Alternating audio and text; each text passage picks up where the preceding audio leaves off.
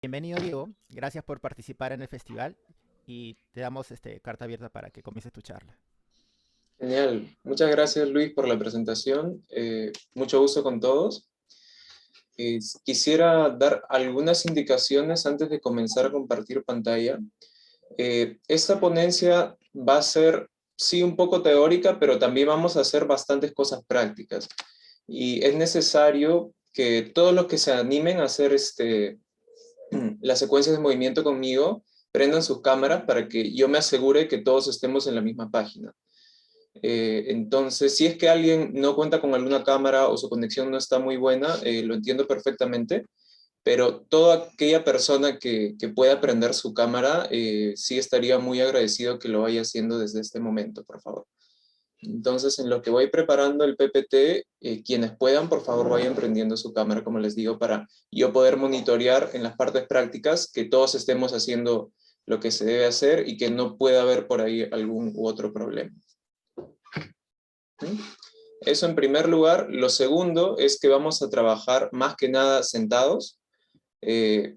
Usen la silla que se les haga cómodo. Si quieren utilizar un banco que sea más bien sólido, eso está también bastante bien.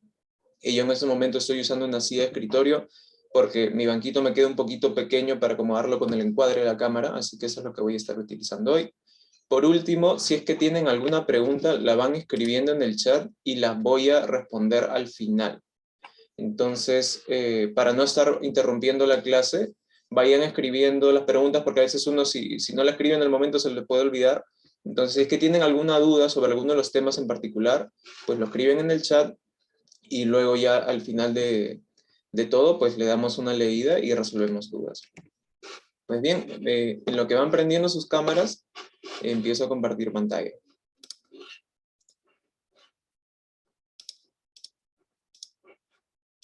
Luis, me parece que todavía no tengo habilitada. Hola Sí, Andrés, ¿qué tal? Gracias por prender cámaras. un momento, por favor. ¿Qué tal? ¿Qué tal Cini? ¿Qué tal Pedro? Hola Fernando. Hola Naí, hola Sofía. Creo que ahorita ya puedes. Sí, ahora sí. Gracias a todos por prender cámaras. Hola Romina.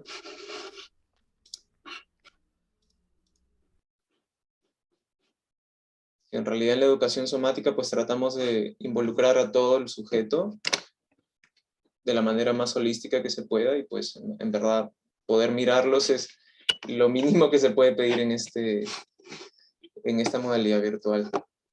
Lo ideal sería poder estar yo con ustedes. Ok, sí se ve mi pantalla, ¿verdad Luis? Sí, todo ok. Ok, perfecto.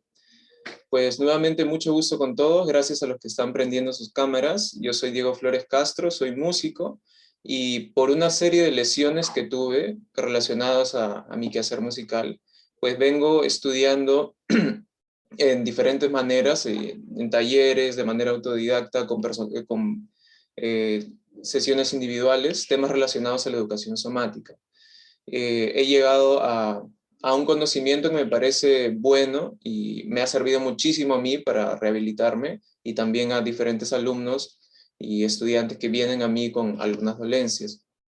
En esta charla en particular, quiero hablar sobre cómo la somática nos puede dar un enfoque tal vez un poco distinto para trabajar la postura. Yo creo que la postura es algo que le interesa a cualquier músico y sobre lo que se habla bastante. Entonces, quisiera que llegáramos a esta charla con la mente bastante abierta. Probablemente surjan más preguntas que respuestas, y eso está completamente bien. Permítanse cuestionar todo lo que les voy a decir, y pues cualquier pregunta que quieran hacer, con gusto lo discutimos al final de la sesión. Quiero empezar hablando un poquito de cómo se suele ver la postura tradicionalmente. Esta es una imagen que lo relata muy bien. Y hay una serie de preceptos o ideas en esta visión tradicional. La primera es que existe una postura correcta. Y si hay una sola postura correcta, pues entonces hay muchas que están incorrectas, ¿no? Aquí en la imagen tenemos la última como una postura que está bien y las otras pues están mal, ¿no? Como probablemente el 99% de las personas no tengan esa postura que está bien, pues entonces van a pensar que su postura se tiene que corregir. Y esto de por sí no es algo malo.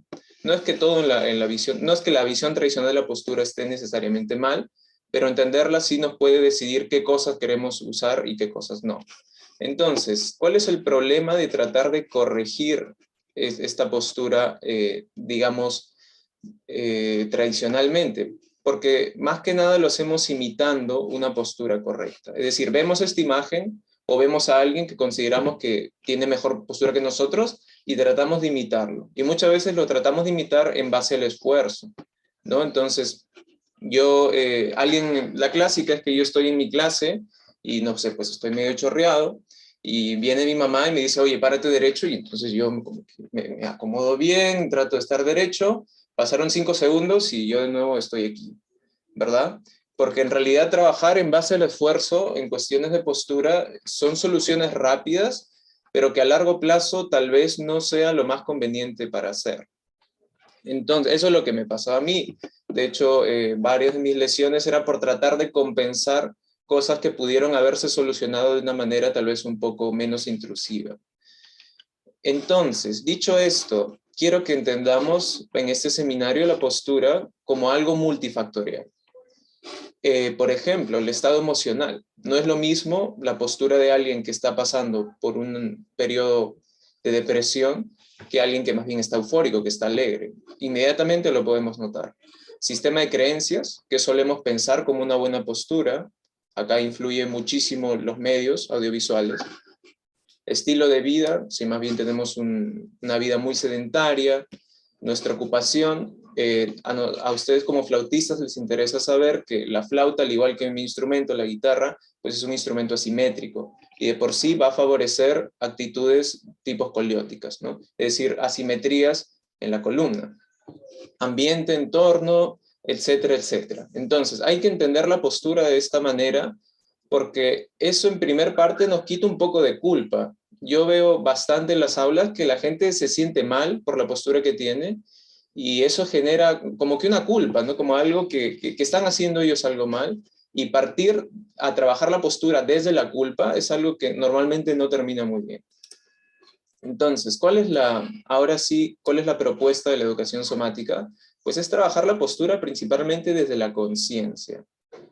No buscamos en primer plano corregir algo, sino en primer lugar entender.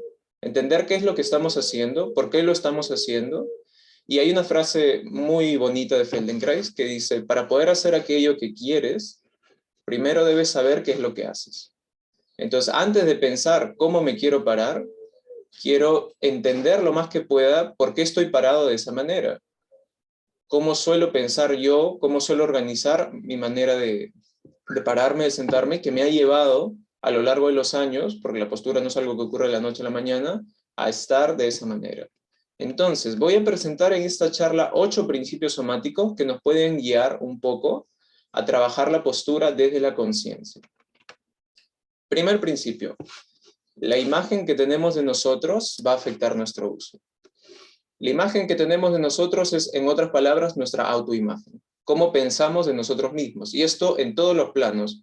Puede ser un plano netamente físico, es decir, cómo pienso yo, dónde están mis articulaciones, cómo pienso yo mi columna, si la pienso literalmente como una columna de cemento que es rígida, si la pienso como vértebras apiladas una encima de la otra, cuestiones meramente físicas, como les digo, o también cosas mucho más psicoemocionales.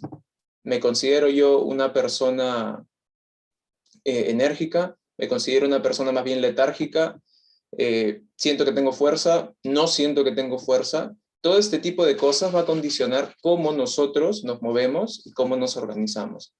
Es muy importante siempre tener en cuenta esto porque a veces en el aula musical estamos muy enfocados en lo meramente físico, pero generalmente hay algún pensamiento o alguna emoción detrás que nos ha llevado a ese estado físico. Y eso es algo que es muy importante analizar.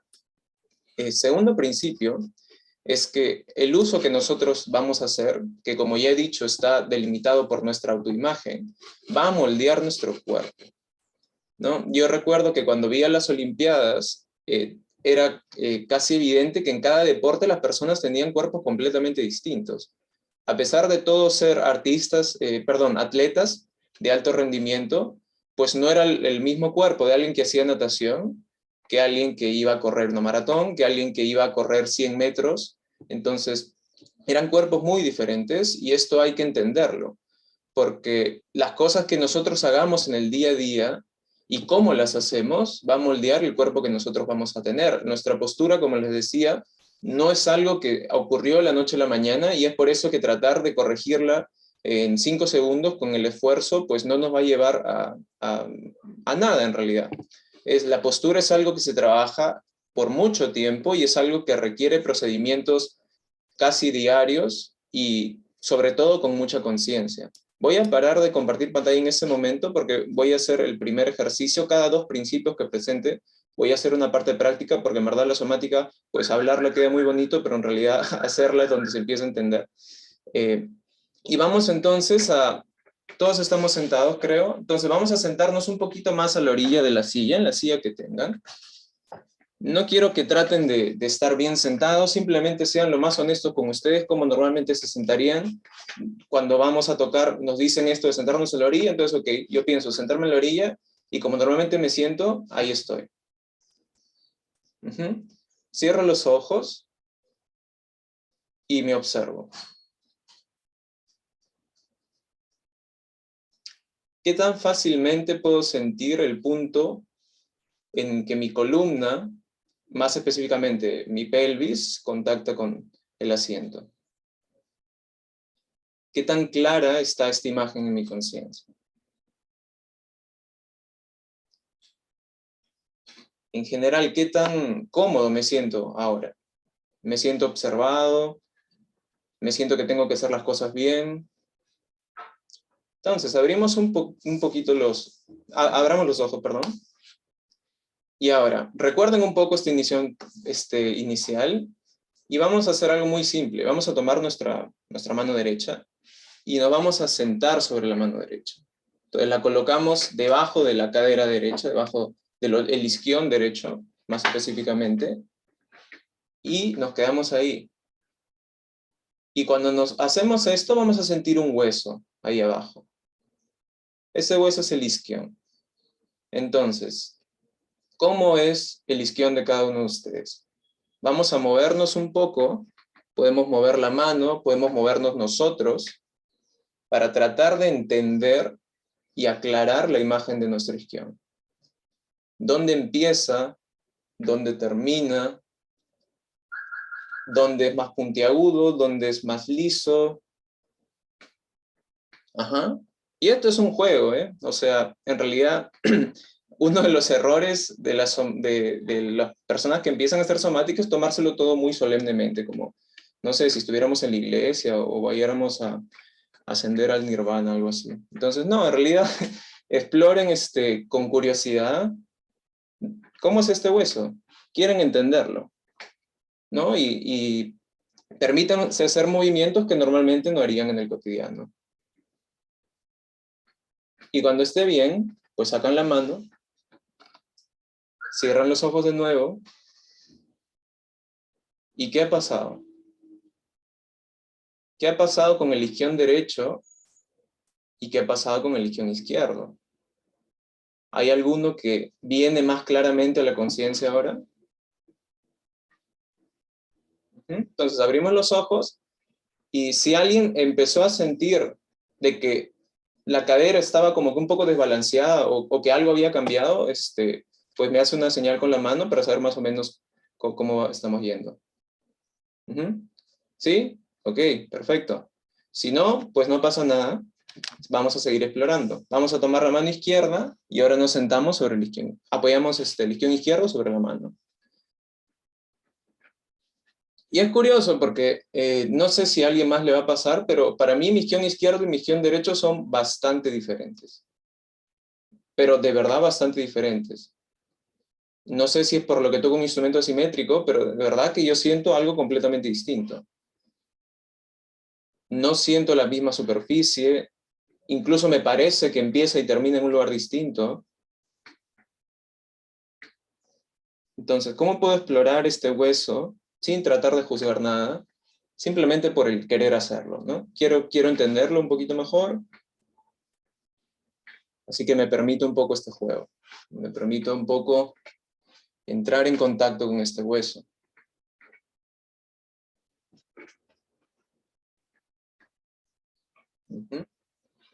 Y cuando quiero saco la mano, y como estoy sentado ahora. Diferente, se siente mejor, se siente con más apoyo, se siente rico, se siente feo.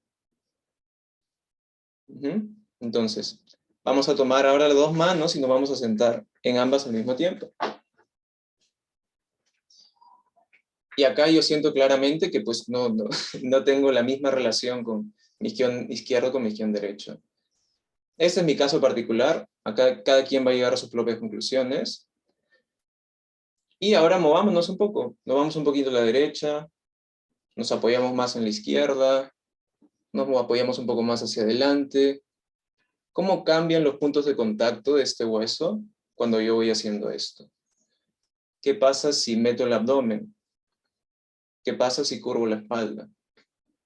¿Qué pasa si me tiro más a un lado? ¿Qué pasa si me tiro más al otro? Exploro. Cada quien conoce sus límites. Si a alguien algo le está doliendo, pues le sugiero que deje de hacer eso, que haga algo mucho más sutil, mucho más gentil con su cuerpo. Y cuando quieran, pues saquen todo. Y una última vez observen cómo están sentados. Y si alguien se siente ya pues un poco más a gusto consigo mismo, pues de nuevo me hace una seña para ver cómo estamos yendo y para poder seguir llevando el seminario. Ok, perfecto, genial. A los que no tienen la cámara prendida, pues asumo que están con nosotros y seguimos. Ok, entonces hemos visto cómo aquí claramente, cómo aclarando un poco la imagen de nuestros puntos de apoyo, con algo tan simple como el tacto, puede cambiar cómo nosotros usamos esos puntos de apoyo. Y al usar esos puntos de apoyo de una manera distinta, la columna empieza a cambiar en forma, ¿no? Función y estructura son cosas que no se pueden desligar una de la otra. Entonces, cómo yo uso una estructura va a cambiar su forma. Y si una estructura tiene una forma particular que no sea, digamos, la más natural, pues es muy probable que su función también se va a ver alterada. Entonces, principio número 3. Todos nuestros movimientos han sido aprendidos. Pongo aquí a la tortuga marina porque creo que ese es el ejemplo más extremo opuesto, ¿no? La tortuga marina sale del huevo e inmediatamente tiene que pegar la carrera al mar, por cuestión de supervivencia. En cambio, el bebé humano es, dicho de una manera tal vez un poco sarcástica, la criatura más inútil en el reino animal, ¿no? El bebé humano se demora pues mucho tiempo en aprender a gatear y mucho tiempo en siquiera ponerse de pie. Y esto lo va a hacer cada bebé de una manera distinta. Y cada bebé va a llegar a movimientos diferentes. Claro, todos van a pararse, sí, pero no todos van a pasar por el mismo proceso. Entonces, esto es algo que a veces nos olvidamos y de hecho no solemos pensar mucho en cómo hacemos las cosas que hacemos durante el día. No, nadie piensa, ok, me voy a parar, ahora voy a poner el peso aquí y voy a... No, o sea, la gente piensa, me voy a parar y se para. Me voy a sentar y se sienta. Pero el problema es que cuando una coordinación está mal aprendida y nosotros no somos conscientes y jamás regresamos a ella, puede empezar a causarnos problemas y como está tan inconsciente esta coordinación, no sabemos de dónde viene el problema. Entonces, una de las cosas maravillosas de la educación somática es que te permite revisitar movimientos de la infancia, de cuando realmente eras un niño, un bebé, y reaprenderlos. Es decir, reencontrarte con ellos y ver si es que tiene sentido cambiar alguna de las coordinaciones que haces. Y haciendo esas cosas, pues cambia mucho en el cuerpo. Y esto es algo que nos interesa mucho como músicos, porque si todo movimiento ha sido aprendido, todas las cosas que hacemos con nuestro instrumento también. Y si nosotros regresamos a ellas, a las coordinaciones más básicas que existen, podemos encontrar mucha información valiosa. y podemos decirnos, ok, esto no está funcionando. ¿Cómo podría hacer esto de una manera más fácil? Número 4. La curiosidad es el principal motor del aprendizaje. Lo que les decía hace un momento, ¿no? A veces pues pensamos que estos trabajos de conciencia, de llevar atención al cuerpo, pues uno tiene que estar como que en una actitud súper solemne, que no pensar en nada. Y en realidad, pues así no es como aprenden los niños, ¿no? A un niño tú lo puedes ver haciendo algo con la mano, haciendo algo con el brazo, por el simple hecho de querer hacerlo. Algo que no pasa mucho en la vida adulta. En la vida adulta siempre nos movemos por querer, por querer conseguir algo. No, yo estiro el brazo para agarrar el vaso. Me paro porque tengo que ir a la cocina. Toco esta nota porque es parte de la pieza. Pocas veces nos permitimos esta curiosidad, este juego, como les decía, donde realmente no importa lo que pase, yo solo quiero entender, ¿no? Me pongo a girar, me pongo a rodar, me pongo a hacer tonterías, en otras palabras, simplemente por el hecho de que me lo permito y porque así puedo llegar a información valiosa. Entonces, ¿qué vamos a hacer ahora? Vamos a hacer un movimiento que es súper simple, pero lo vamos a tratar de abordar de la manera más curiosa posible, ¿no? Entonces, esta es una coordinación súper básica del cuerpo, que es el girar la cabeza a un lado.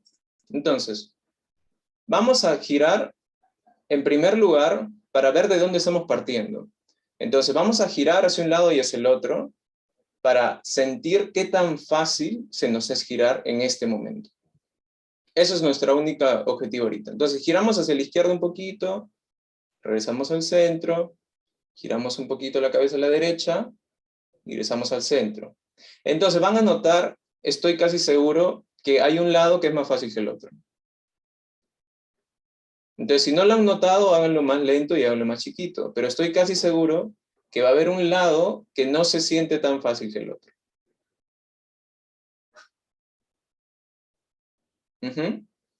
Entonces, paremos un ratito. Vamos a hacer un juego. Supongamos, yo la primera vez que giré, vamos a girar ahorita todo a la izquierda, siempre a la izquierda. Entonces, supongamos que yo la primera vez que giré el cuello, giré hasta acá. Regreso, y la segunda vez que gire, solo voy a girar la mitad de rango a la mitad de velocidad. Entonces, si antes hice esto, ahora voy a cubrir solo la mitad. Y la siguiente vez, la mitad de eso. Y la siguiente vez, la mitad de eso. Y entonces, va a ocurrir, vamos a llegar a un punto en el que no vamos a saber si nos estamos moviendo realmente. Y eso está excelente, porque teóricamente un número se puede dividir entre dos infinitamente. Entonces, hagamos esto hasta llegar a ese punto donde nosotros estamos pensando en girar el cuello, pero digamos, un observador no sabría si realmente lo estamos moviendo o no. ¿Cómo puedo pensar este rango tan chiquito como algo no apretado, sino más bien algo suelto? Algo cómodo, algo amplio, ¿no? Porque a veces cuando pensamos en movimientos muy chiquitos, algo se ajusta en el cuerpo. Como que pensamos que tenemos que hacer mucha tensión o mucha fuerza para poder hacerlo, ¿bien? Pero no, quedémonos en este rango chiquito de movimiento. Yo ahorita estoy girando hacia la izquierda. Probablemente nadie lo vea.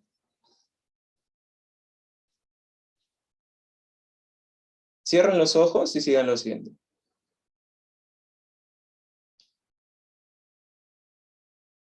Y va a ocurrir algo muy interesante. Hay personas que estoy seguro pueden girar menos. Ajá. Va a ocurrir algo muy interesante. Cuando yo reduzco el estímulo al mínimo, es decir, estoy en el mínimo rango y al mínimo de velocidad, voy a empezar a sentir tensiones que antes no tenía idea que estaban ahí. Voy a empezar a sentir como que algo jala en alguna parte del cuerpo. Y cuando esto ocurra, pues voy a decidir dejarla así. Voy a pensar, no voy a hacer más fuerza, sino voy a quedarme haciendo lo mínimo Y este movimiento tan gentil, lento y chiquito va a ser una invitación para que estas tensiones se vayan. Y si ven que a la tercera, cuarta repetición esto no está pasando, reduzcan aún más la velocidad y aún más el movimiento.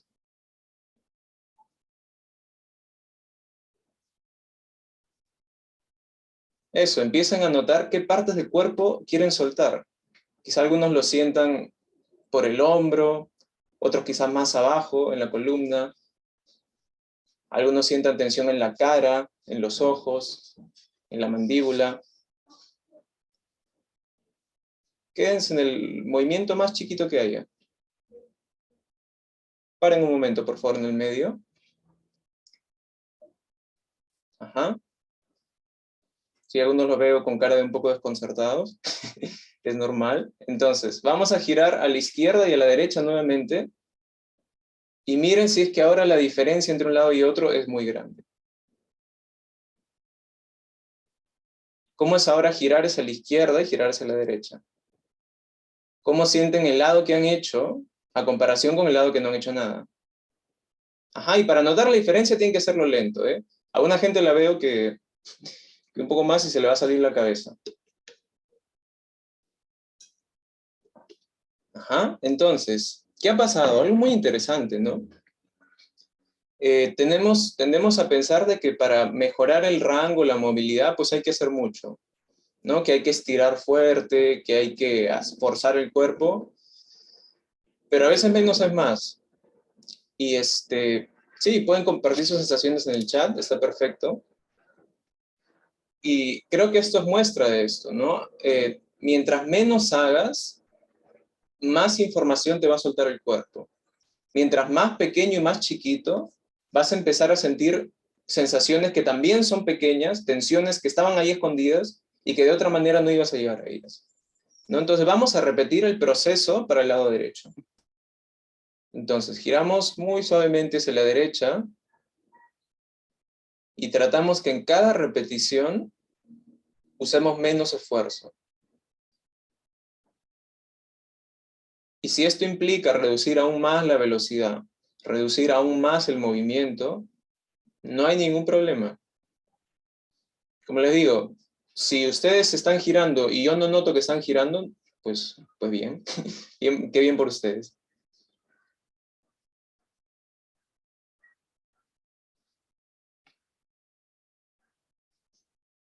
Ujú. Andrés, quizás puedes hacerlo mucho más chiquito. Si haces el movimiento muy lento pero muy grande, te vas a demorar como 10 segundos en ir y venir. Entonces, si lo haces más chiquito, al mismo tiempo que lo haces lento, digamos, cada repetición no se te va a hacer tan larga.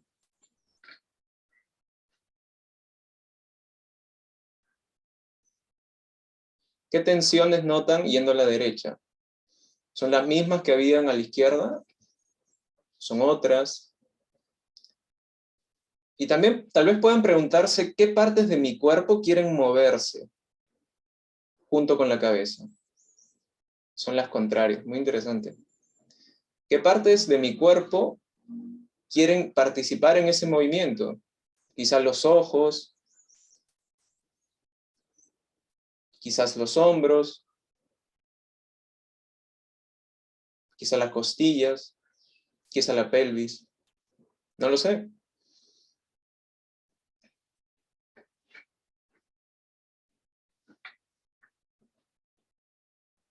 Eso, veo que hay gente que en verdad ya ha encontrado el rango mínimo de movimiento.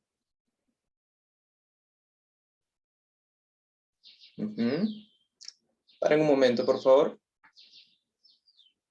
Abrimos los ojos, quienes lo tenían cerrados. Prueben nuevamente girar un poquito a la izquierda, a la derecha. ¿Cómo se siente hacer esto ahora? Más fácil, más suave. ¿Siente que tienen más rango? ¿Que llegan más fácilmente, más lejos? ¿O no? Entonces ahora vamos a hacer muy lentamente hacia la izquierda y hacia la derecha, pero procuro que voy al mismo rango hacia la izquierda y la derecha. Entonces, si me muevo 2 milímetros a la izquierda, me muevo 2 milímetros a la derecha.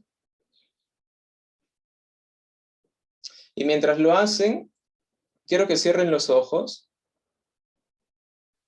y que sientan los músculos de la cara.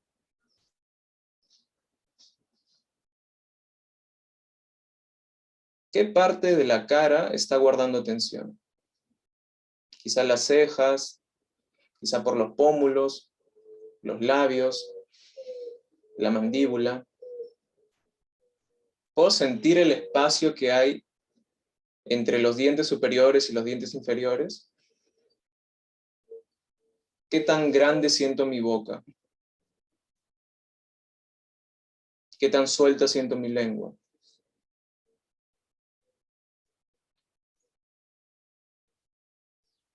¿Sobre qué eje está girando mi cabeza? Si me imagino una línea que conecta una oreja con la otra, ¿en qué parte de esa línea está el eje? ¿Realmente está en el medio? ¿O no? ¿Cómo puedo hacer para que ese movimiento cada vez más, no sé, es una sensación un poco extraña, pero como que mi cráneo empieza a expandirse?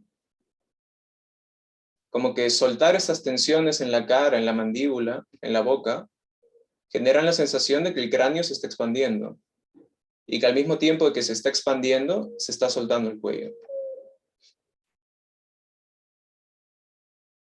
Ajá, y algunas personas veo que se tuvieron que reacomodar para hacer esto, o sea, que tuvieron que cambiar de postura. Muy interesante. No digo que esté bien o esté mal, hagan lo que a ustedes les sea cómodo. ¿Ok? Abran los ojos y una última vez traten de girar a la izquierda, girar a la derecha. ¿Cómo se siente eso ahora? ¿Cómo sienten la cabeza? ¿Cómo sienten la cara? ¿Cómo sienten los ojos? ¿Cómo se sienten sentados ahorita? ¿Mejorar la función de giro de la cabeza ha cambiado la postura? Interesante, ¿no? Entonces, sigamos. Principio número 5. A mayor es el esfuerzo, menor es nuestra atención. ¿Qué pasa? Si yo hago algo muy rápido y lo hago con mucha fuerza, no voy a poder realmente sentir un feedback sensorial claro. Lo que voy a sentir es esfuerzo, eso sí. Voy a sentir la sensación de que he hecho un esfuerzo, pero no voy a sentir el movimiento per se. No voy a sentir el deslizamiento. No voy a sentir realmente el traslado. Lo que voy a sentir es una sensación de esfuerzo, ¿no? Si yo hago esto con el brazo, me voy a quedar con la sensación de que he hecho un esfuerzo, de que hasta tal vez de la resistencia que el aire me puso cuando hice esto, ¿no? Lo mismo que cuando giramos la cabeza. Si yo hago esto, de ese movimiento no me voy a llevar nada, en realidad. No me voy a llevar nada, no voy a aprender nada de ese movimiento. Simplemente estoy reforzando la manera habitual en la que yo giro. Para realmente entrar en detalle, pues toca ir muy lento y toca ir muy chiquito. Entonces, no sé por qué algunos en la música le tienen como que miedo a simplificar las cosas. No sé si es una cuestión de ego, pero me pasaba a mí también, que me decían, oye, hay que hacerlo más lento, hay que hacerlo quizás más piano, no sé, pero como que uno no, pero ¿por qué yo tengo que hacerlo más lento? O sea, yo soy un músico profesional, estas cosas las debería poder resolver. Y no sé por qué, pero se me hace que los problemas empiezan cuando uno empieza a usar el cuerpo que debería tener en lugar del cuerpo que tiene. Entonces uno empieza a engañarse a sí mismo, ¿no? Empiezas a tocar no con las coordinaciones que ya tienes, sino con las coordinaciones que crees que tienes, o con las coordinaciones que consideras que deberías tener en este nivel de tu carrera. Y eso trae muchos problemas, porque dejas completamente de escucharte, ¿no? Ahorita hemos girado la cabeza. Si yo le pregunto a alguien, oye, ¿puedes girar la cabeza? Todos me van a decir que sí. O sea, ¿quién no va a poder girar la cabeza? A menos de que tenga una lesión muy grave en el cuello, ¿verdad? Pero hasta un movimiento tan simple como ese se puede perfeccionar, se puede mejorar y mejorando esa función se hay un cambio en la estructura del cuello, hay un cambio notable en la organización de todo el cuerpo. Entonces, observen si es que en su práctica hay cosas que podrían hacerlas más fácil, que podrían decir, ok, hoy no tengo que hacer 10, puedo permitirme hacer 3, puedo permitirme hacer 2, y nadie se va a morir, ¿no? Nadie se va a molestar. De hecho, es algo que lo deben hacer por cuestión de autocuidado, ¿verdad? Número 6. Si no nos permitimos fallar, no podemos aprender. Entonces, creo que todos estamos de acuerdo en que un error no debe ensayarse 1000 veces, ¿no? Es decir, que si yo toco mal una escala y practico 1000 veces tocar mal la escala, pues entonces voy a ser muy bueno tocando mal esa escala, ¿no? Eso es algo que creo que está bien difundido.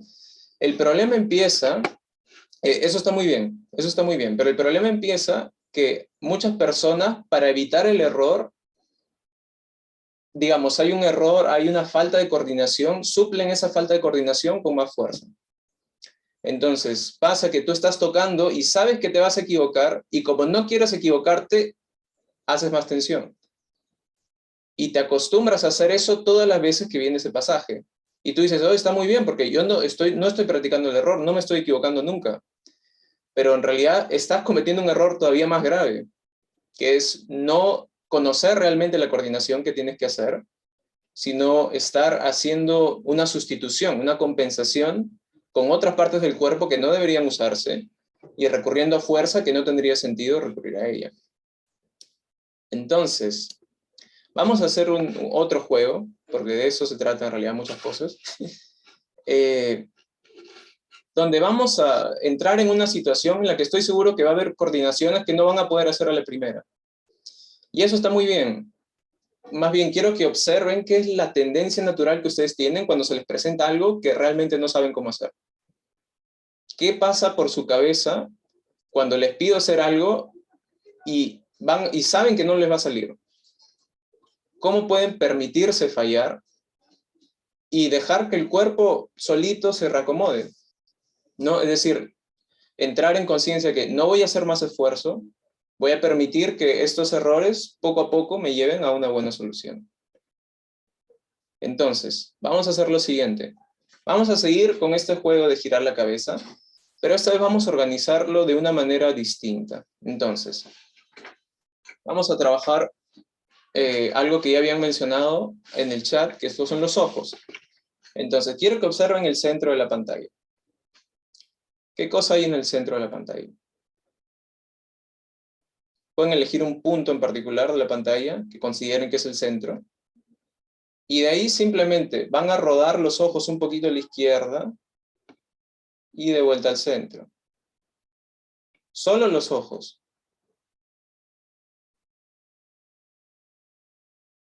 Ahora, si alguien nunca ha hecho esto, pues va a sentir los ojos muy en staccato, ¿no? Como que los ojos van entrecortados, en lugar de deslizar la mirada realmente de un lado a otro.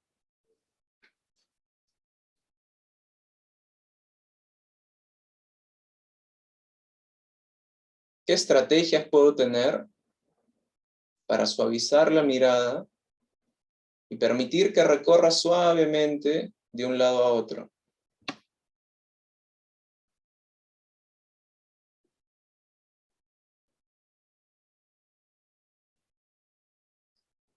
Y nuevamente pueden jugar con reducir sistemáticamente la distancia y el esfuerzo.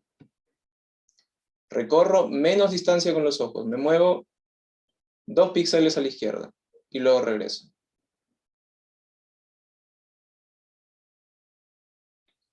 ¿Qué pasa en esos 2 píxeles mientras me estoy moviendo?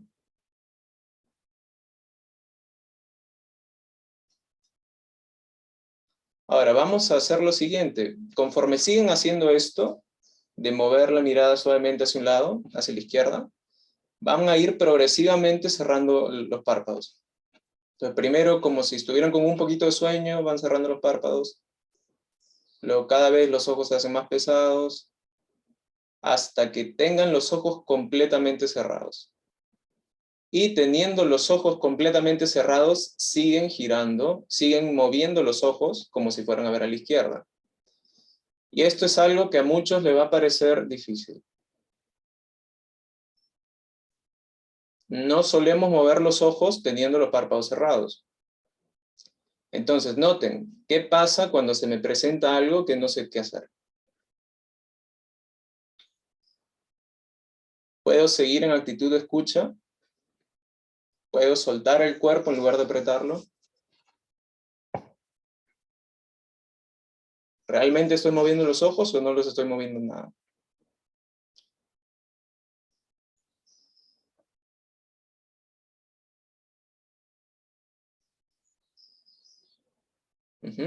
Abran. Abran los ojos. Y solo por curiosidad intenten girar a la izquierda y a la derecha y noten si es que esto ha cambiado. Si es que girar a la izquierda se ha hecho más fácil que girar a la derecha. Entonces, para algunas personas, girar al lado que han estado girando los ojos se va a hacer más fácil. A pesar de que no hayamos movido conscientemente el cuello, hay una relación muy fuerte entre la vista y el cuello, que es casi imposible mover los ojos sin activar esta parte suboccipital. Entonces vamos a hacer lo mismo hacia el lado derecho. Corremos un poquito la mirada hacia la derecha, regresamos al centro.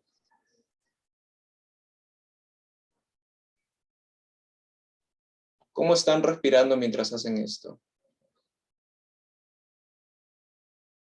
Si alguien ha alterado muchísimo su ritmo de respiración, es decir, lo ha hecho excesivamente profundo o más bien no está respirando lo suficiente, es probable que esté haciendo demasiado esfuerzo.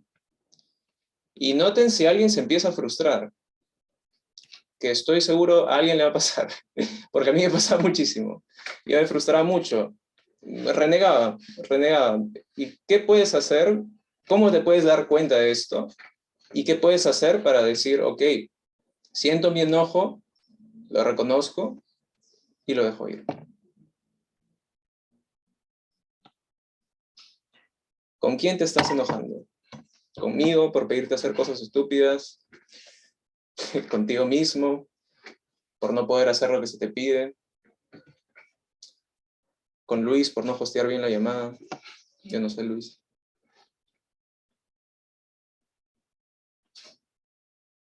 Cierren los ojos y sigan girando los ojos hacia la derecha con los párpados cerrados.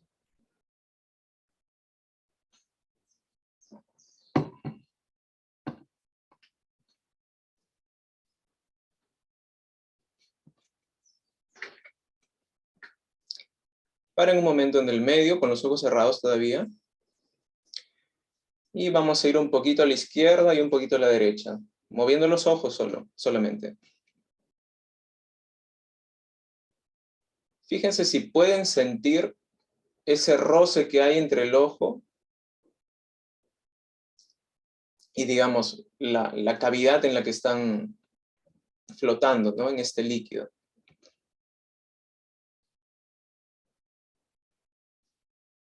¿Cómo sienten la temperatura alrededor de los ojos?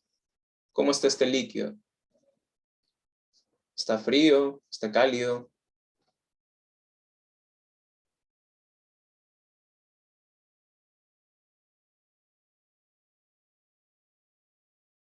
La mandíbula está suelta. La respiración fluye fácil. Abran los ojos. Y ahora, vean de nuevo ese punto en el centro de la pantalla. Y sin mover los ojos ni un milímetro, manteniendo la mirada fija en ese punto, van a girar el cuello un poquito hacia la izquierda y un poquito hacia la derecha. Van a notar inmediatamente que esto requiere más esfuerzo. Entonces, ¿cómo pueden hacer para reducir el esfuerzo? Girar el cuello manteniendo la mirada fija es algo que demanda una mayor coordinación, una mayor disociación entre los ojos y el cuello. ¿Cómo pueden reducir el esfuerzo? Está bien hacerlo más chiquito, está bien hacerlo más lento. Lo que interesa es cada vez ir soltando más el cuerpo, dejando todo más suave.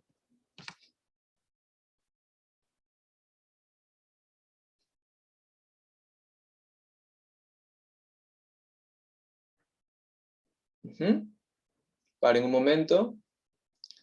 Y probamos nuevamente cómo girar ahorita a la derecha, cómo girar a la izquierda.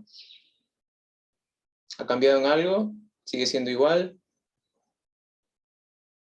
¿Más fácil? ¿No realmente? ¿Quiero que me vuelvan mi plata? ¿Qué es lo que piensan?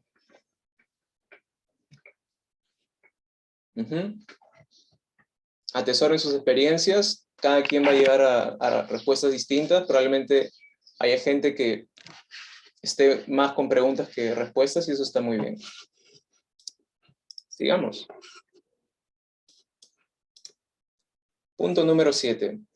Demasiada tensión causa rigidez, insuficiente tensión causa laxitud. Para movernos necesitamos cierta tensión. No puede haber movimiento si no hay tensión. Dicho esto, uno puede jugar con los grados de tensión que le pone un movimiento. ¿No? Ahorita lo que hemos estado haciendo básicamente es hacernos la pregunta, ¿cuál es la tensión mínima indispensable para yo poder girar la cabeza? ¿Qué tensión de más estoy haciendo al momento de girar la cabeza? ¿Dónde puedo reducir el esfuerzo? Y cuando uno se va haciendo bueno en este tipo de coordinaciones, puede hacer a propósito lo contrario, ¿no? Si es que siento más bien que ya me estoy yendo demasiado y necesito un poquito más de tensión para estar más centrado en lo que hago, ¿qué sería apretar un poco más? ¿En qué momento apretar empieza a ser contraproducente? ¿En qué momento tensar empieza a más bien jugarme en contra? ¿No? Entonces, no es blanco y negro, ¿no? A veces pensamos de que no tienes que relajar la muñeca y entonces a veces la gente lo que hace es esto, ¿no? Y que la muñeca se le cae y, o sea, uno no puede tocar con la muñeca muerta, porque necesita activarla un poco para llegar a una posición que sea funcional. La pregunta es, ¿qué es lo mínimo que necesito activar la muñeca para que pueda usar los dedos de manera fácil? ¿En qué momento ya esta tensión extra me está jugando en contra? Y esto no solo a nivel de manos, a nivel de cuello, sino a nivel de todo, ¿no? Mucha gente piensa que el sentarse bien, pues es hacer esfuerzo, ¿no?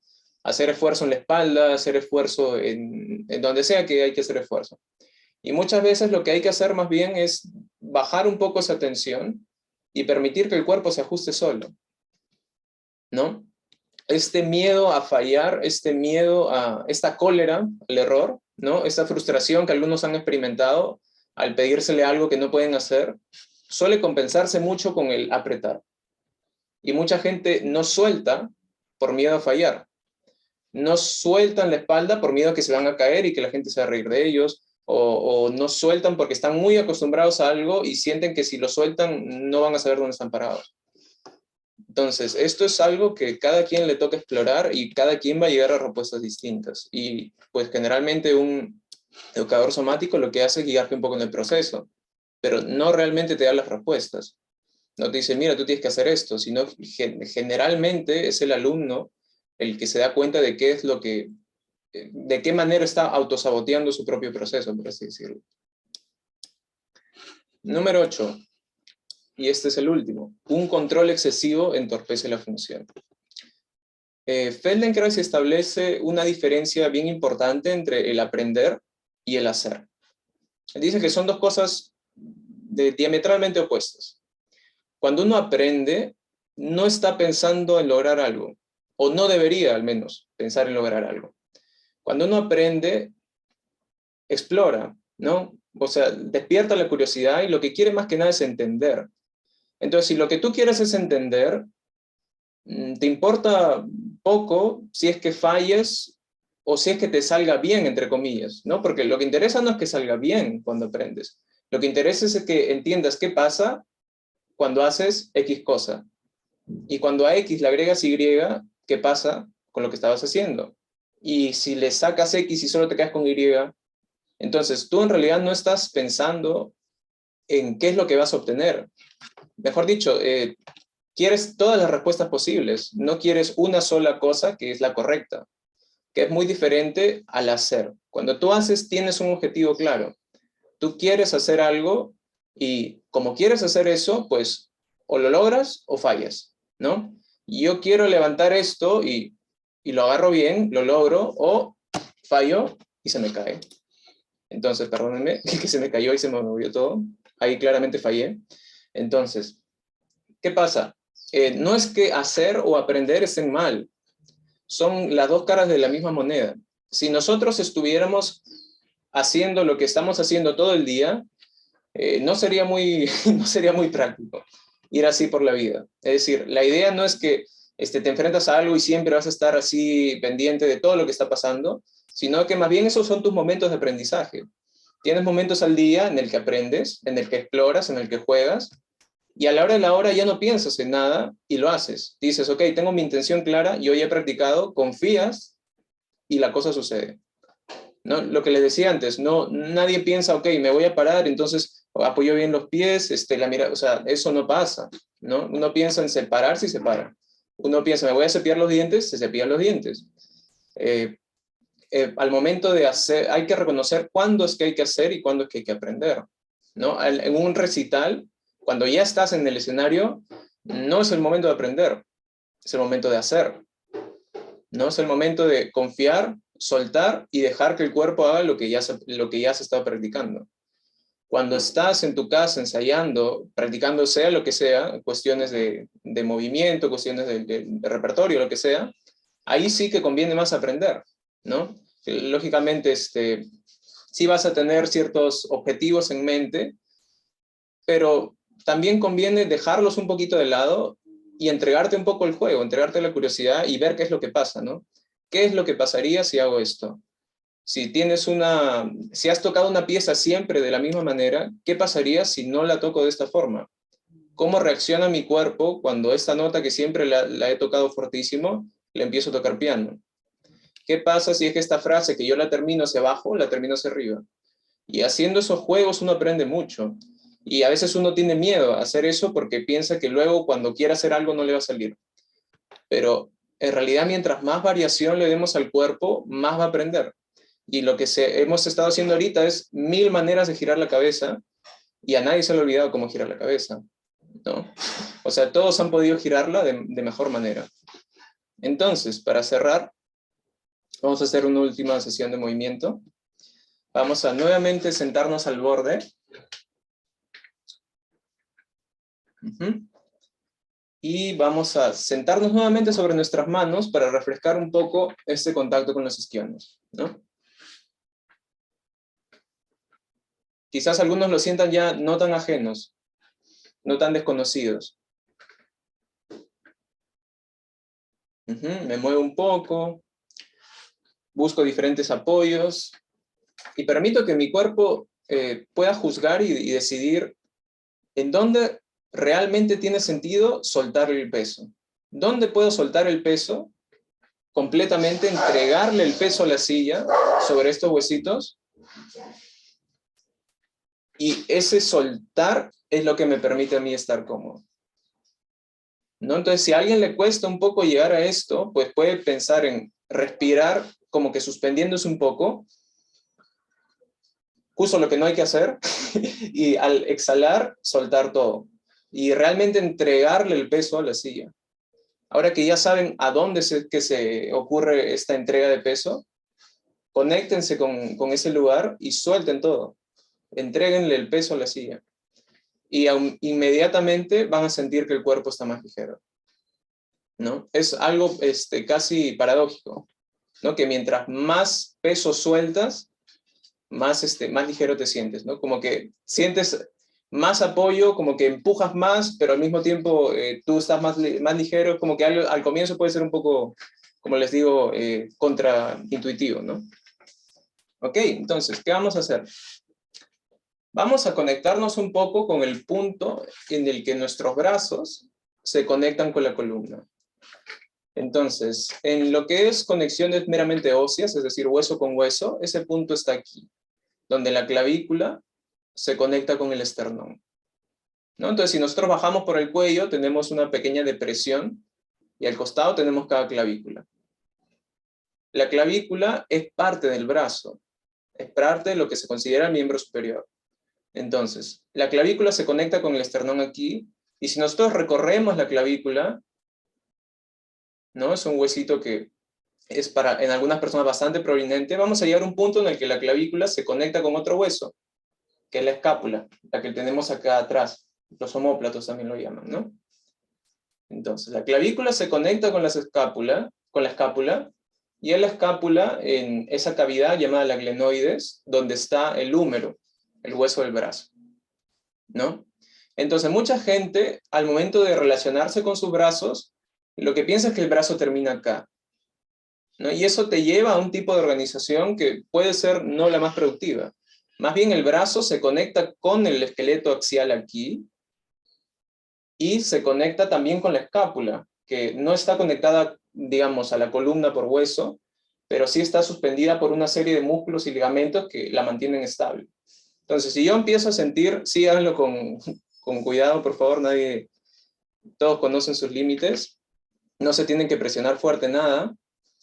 Entonces, si yo empiezo a pensar en mis brazos, no como algo que termina acá, sino como algo que se conecta con mi columna, tanto en el frente como detrás, voy a empezar a experimentar el peso del brazo de una manera muy distinta. Porque ya no es solo el hombro el que tiene que cargar el brazo, sino todo el peso del brazo se transmite hacia la columna. Entonces vamos a hacer esta prueba. Vamos a llevar hacia adelante los brazos, como si fuéramos a abrazar un arbolito. Ajá. Y tratar de aclarar esta imagen, es decir, cómo el peso se conecta hasta aquí por el frente y se conecta hasta acá por atrás. ¿Qué tanto me cuesta a mí hacer esto? Si alguien ya le empieza a fastidiar acá, bajen y vamos a entrar y salir de la posición hasta que tengamos seguro de que el peso no se está quedando acá, sino el peso está viajando hacia la columna. La sensación al momento de levantar los brazos es que estos puntos de apoyo como que bajan incluso un poco más, ¿no? Como que yo le entrego más peso, el peso de los brazos se está transmitiendo a la columna, y eso permite que los brazos casi como que floten. Entonces, si para alguien esto no es claro, quédese en un rango más chiquito, no tiene que ir hasta acá, pueden hacerlo aquí. Y desde este momento ya debería poder sentirse cómo es que el peso viaja.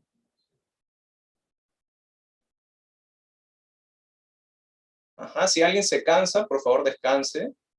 ¿No? A veces nos olvidamos de las cosas más obvias. Me dice, profesor, que me estoy cansado, ¿qué hago? Descansa. O sea, es un poco obvio, pero a veces buscamos 1000 respuestas para las cosas más evidentes, ¿no? Pero bueno. Entonces, una vez, quédense en la altura que les sea cómodo. Una vez han logrado sentir que el brazo se conecta con el resto del esqueleto, si no lo sienten hoy día, no pasa nada. Revisen la lección cuantas veces quieran y cuando sea necesario. Y una vez estamos acá, vamos a establecer una conexión entre los ojos, el cuello y el espacio del medio entre las dos manos. Y teniendo todo esto conectado, vamos a girar completos.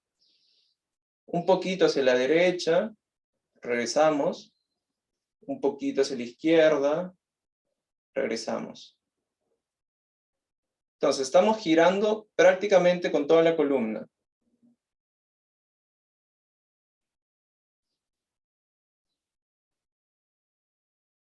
Y piensen que están como que abrazando una columna, un árbol, y este árbol nunca se deforma. Entonces, conforme van a la derecha, no es que aprietan el árbol más con un brazo, y conforme van a la izquierda tampoco. Entonces, digamos, el volumen nunca cambia. El volumen de este objeto que están abrazando nunca cambia. Si alguien está en una sillita con ruedas, asegúrense de que lo que está girando no es la silla, sino ustedes. Porque también pasa.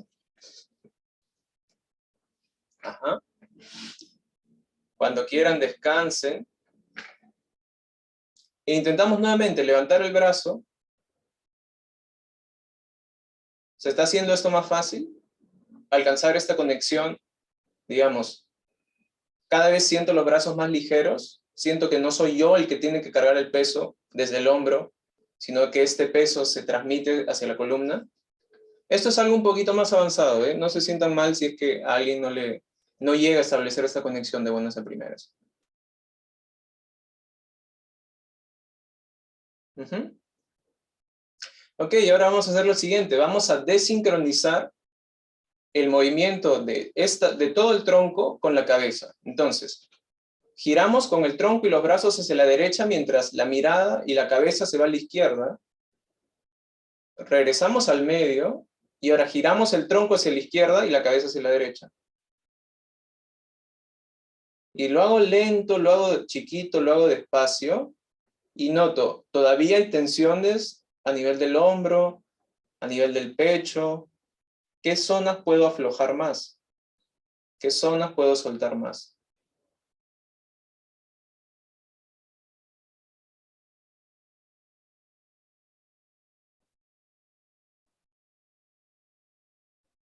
Y si me canso no pasa nada, bajo los brazos, descanso y cuando quiero retomo. Y si no quiero retomar tampoco pasa nada, ¿no? Entonces cada quien hace lo que considera necesario. Ajá, y no hay que ir hasta muy lejos, ¿eh? Bastan quedarnos un poquito aquí y un poquito allá. Acuérdense, mientras menos es el esfuerzo, mayor es la atención que se pueden hacer a los detalles. Entonces, si yo hago demasiado grande el movimiento, si hago mucho esfuerzo, no voy a sentir realmente lo que está pasando.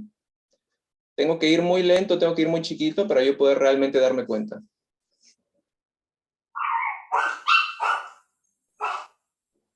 Uy, por ahí se escapó un perrito. Listo, paren un momento en el medio, por favor. Y noten cómo están sentados ahorita. ¿Se sienten diferente a como normalmente se sientan? ¿Diferente bien, diferente mal? Algunos no se sienten cómodos, otros tal vez sí. Algunos les ha dolido algo al hacer movimientos que no están acostumbrados. Todas las sensaciones son válidas, ¿no? Cuando se hace una clase así de grande, pues es difícil que todos lleguemos a la misma conclusión. Y si alguien se anima, cogen su instrumento y toquen un poco. Y noten si es que algo ha cambiado.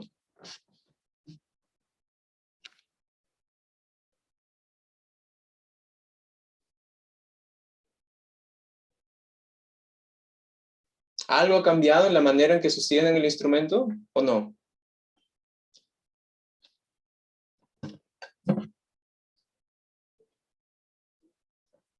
Y quien quiera, comenta su experiencia en el chat, o si no, abrimos micrófonos y hablamos en un ratito.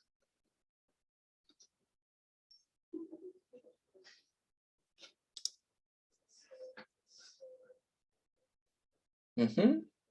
Mientras ustedes van tocando, pues voy a proyectar lo último. Ok, entonces hoy día hemos visto 8 principios somáticos, que los he resumido en esta pequeña cuadrícula, ¿no? Hemos visto la autoimagen, es decir, cómo la imagen que tenemos de ciertas partes del cuerpo o de nosotros mismos como persona va a influir cómo usamos nuestro cuerpo. Número 2, estructura y función son 2 cosas que van de la mano. La manera en que tú usas una estructura va a alterar su forma, y si la forma se ve alterada, se va a alterar la función. Mejorando la función de una parte, puede mejorar también la estructura. 3, el aprendizaje motor, todo lo que hacemos lo hemos aprendido en algún momento. El ser humano no hereda casi ningún movimiento. Entonces, siempre se puede regresar a cualquier movimiento para explorarlo y para mejorarlo. Se puede reaprender cualquier cosa. Punto número 4. Para aprender conviene jugar. Conviene jugar y conviene tener la mente abierta. Dejar que la curiosidad divague. No pensar en que quiero que me salga bien y a toda costa quiero que me salga bien, sino pensar, voy a ver qué va a pasar. Voy a ver qué pasa si hago esto. ¿Qué pasa si no lo hago? ¿Qué pasa si hago esto otro? Entonces voy con una mente no de juez, de decir esto está bien, esto está mal, sino con la mente de un científico o con la mente de un niño, ¿no? Me interesa saber qué pasa si pongo un poquito de esto, qué pasa si hago esto, qué pasa si lo sacudo, qué pasa si hago no, la otra cosa. Así es donde realmente uno aprende más. Número 5, esfuerzo y atención son indirectamente proporcionales. Mientras más esfuerzo haga, menos atención voy a poder tener. Si es que yo levanto una pesa de 5 kilos y en la pesa se posa un bichito, no voy a sentir nada. Si yo estoy levantando una pluma y se apoya ese mismo bicho, lo voy a sentir inmediatamente. Entonces, si hay 1000 focos prendidos y apago 10, para mí va a seguir siendo una luz increíblemente fuerte. Si yo tengo 3 focos y apago uno, lo voy a sentir inmediatamente. Punto número 6, aceptación del error. Mucha gente, por miedo a fallar, por miedo a hacer cosas que no les salen, aprietan el cuerpo, ¿no? Suplen la falta de coordinación con esfuerzo extra. Y eso termina siendo un error en sí mismo, porque está bien, les sale lo que tienen que hacer, pero no les sale de la manera más eficiente posible. Número 7, tensión y balance. ¿Necesitamos cierta tensión para movernos? Sí, pero podemos jugar con esas graduaciones de tensión para ver qué es realmente lo indispensable para lo que tengo que hacer. ¿Conviene toda esta fuerza que estoy usando para levantar los brazos? ¿O puedo más bien hacer que mi columna participe y yo soltar un poco el hombro? ¿No? Punto 8, controlar y soltar. Llegado el momento, si yo pienso en que para moverme chiquito tengo que hacer mucha fuerza, todo tiene que estar perfecto, voy a sufrir mucho. Llegado el momento de hacer, uno confía en lo que ha practicado y deja que el cuerpo resuelva. Pues bien, eso ha sido todo. Muchas gracias. Cualquier comentario, pregunta, pues o levantan la mano y abrimos micrófonos o lo escriben aquí por el chat. A ver, me escribe Mailet León, buen día, ¿es posible que nos envíen esas diapositivas? Sí, claro que sí, yo se las paso a Luis y Luis se las envía a ustedes. Fernando me dice, recomiendo hacer esos ejercicios antes, durante o después de la rutina de práctica. Va a depender de qué ejercicio hagas, de cuánto tiempo el ejercicio hagas y de qué vas a practicar también. A mí lo que me ayuda es, bueno, definitivamente lo de repasar los puntos de apoyo, eso sí, antes de tocar, le doy una repasada para asegurarme de que estoy bien plantado en mi asiento. Y después de tocar, más bien puedo hacer un poco estos ejercicios de rotación para ver si durante la ejecución pues he tensado algo que tal vez no debería tensarse, ¿no? Esa es información valiosa también. O hay otros ejercicios, hoy hemos hecho uno, pero en realidad en la educación somática hay miles, que te sirven para reorganizarte, ¿no? Regresar a lo que es un poco más funcional, porque como les digo, la flauta como la guitarra son instrumentos asimétricos que tienden a favorecer cosas como actitudes escolióticas. Entonces, después de tocar, conviene hacer algunos ejercicios que en ese momento no hemos hecho, pero que te reestructuran un poco para regresar a tu centro, ¿no? Muchas gracias, muy buenos los ejercicios. Gracias a ti, José Luis. ¿Alguien más que quisiera compartir un poco cómo se sintió con la flauta después? Ahí veo a David. Sí, David, abre el micrófono con confianza. Hola Diego, ¿qué tal? ¿Se me escucha? Ujú. Yo Perfecto. te quiero hacer una pregunta. Bueno, en Dime. realidad dos.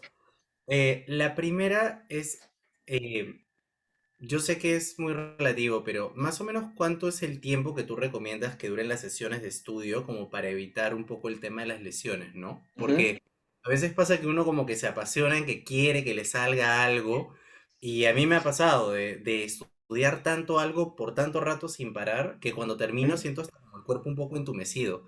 Ujú. Y siento que como que me estoy haciendo un daño en vez de estarme haciendo un bien, ¿no?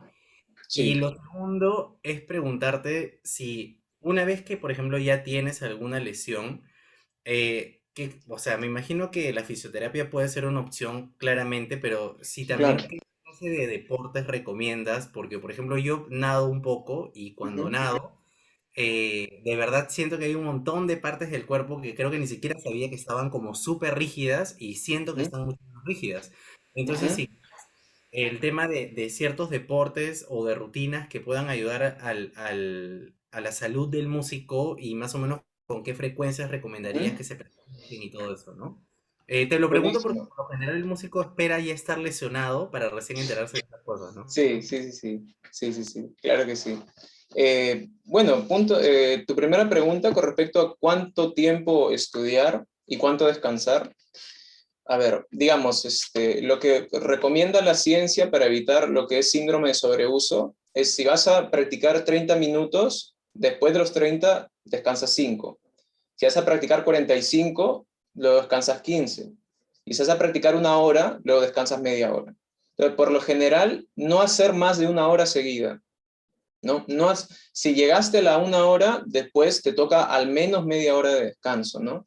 Y, por ejemplo, lo que yo hacía cuando ya estaba en los últimos años, tenía que preparar bastante repertorio, era 45 minutos, 15 descanso, 45 minutos de nuevo, eso en la mañana, y otra vez en la tarde, 45, 15, 45, ¿no?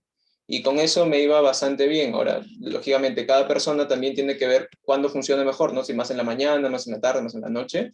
Pero lo que se recomienda en general es que más de una hora no. Más de una hora no, porque lo que es peor para el cuerpo es mantener una posición rígida, ¿no?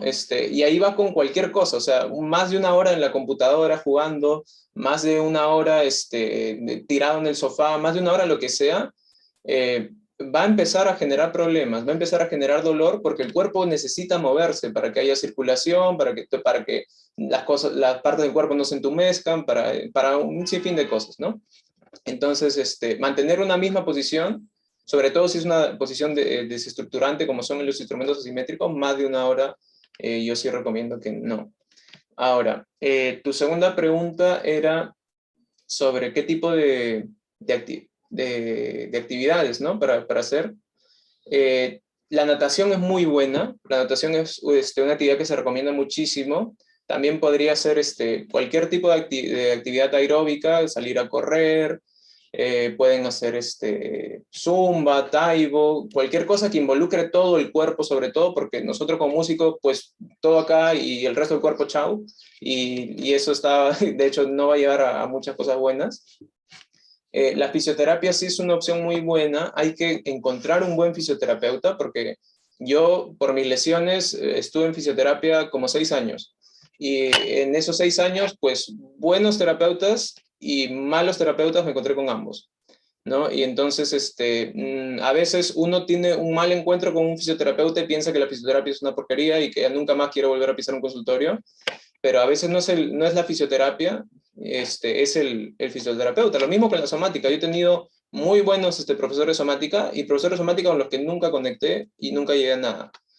Todas las disciplinas tienen seguidores y tienen practicantes por algo, porque tienen potencial. Pero si el practicante que te toca no sabe lo que está haciendo o no es el mejor para ti, pues no va a pasar nada, ¿no? Y siempre hay que no tratar de generalizar en ese sentido, ¿no? ¿Respondí más o menos tus dos preguntas o te quedó algo pendiente? No, está bien. ¿Y más o menos con qué ¿Mm? frecuencia consideras que sería bueno el tema de, por ejemplo, hacer un deporte que involucre ¿Deporte? tanto? Ah, ya. Va a depender mucho de tu condición física. Si eres alguien que recién va a empezar a hacer deporte, lo que se recomienda es no tanto la visión, digamos, tradicional del gimnasio, de que voy un día al gimnasio, me saco la mugre y luego descanso y luego vuelvo a ir y me vuelvo a sacar la mugre y así, sino más bien, si soy alguien que no hago nada de ejercicio, empiezo chiquito, empiezo haciendo 3, 5 minutos de ejercicio, me voy a agitar, me voy a cansar y preferible hacer 3, 5 minutos, 5 veces a la semana, a hacer, como te digo, una hora de que me saqué la mugre, porque luego en lo que me recupero voy a estar haciendo las cosas compensando y todo ese tipo de cosas, ¿no? Si ya eres alguien que tiene el hábito de hacer ejercicio, probablemente sí puedas hacer eso otro, ¿no? Porque tu cuerpo ya lo aguanta. Pero si eres alguien con completa honestidad que no llevas haciendo ejercicio meses o años, hay que empezar chiquito y sin ninguna vergüenza, no pasa nada, ¿no? Si vas a hacer un ejercicio como la natación, en la mañana, de preferible dejar unas 3, 4 horas hasta que practiques tu instrumento para asegurarte de que tu cuerpo ya está recuperado, ¿no? Igual, como te digo, si llevas nadando bastante tiempo, puede ser que tu recuperación sea mucho más fácil, puede ser de que el nadar ya no te mande tanto esfuerzo, ¿no?